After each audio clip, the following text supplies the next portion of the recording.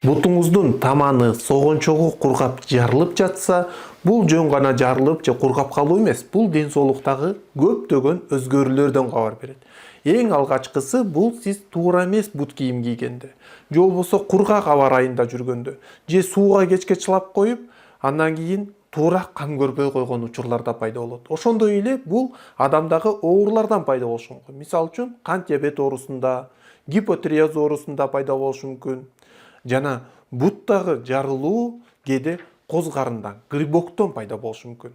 Ошондой эле буттагы жарылуу адамга витаминдердин жетишпей калгандыгынан, өзгөчө А, Е витаминдери жетишпей калган учурда бут жарылат. Ошондой эле омега 3 май кислотасы жетишпей калганда дагы бут жарылып кургашы мүмкүн. Ошондой эле азыктардагы туура жетиштүү болбосо дагы бут жарылып кургашы мүмкүн. Эгерде сиз бутуңуз жарылып жатса, анда өз алдынча биринчи туздуу сууга бир 10-15 мүнөт бутуңузду саласыз, андан кийин пемза менен тазалап кырасыз, андан кийин вазелин, же болбосо глицерин, же болбосо кокос майын сүйкөп, ушул жерге кам көрүшүңүз керек.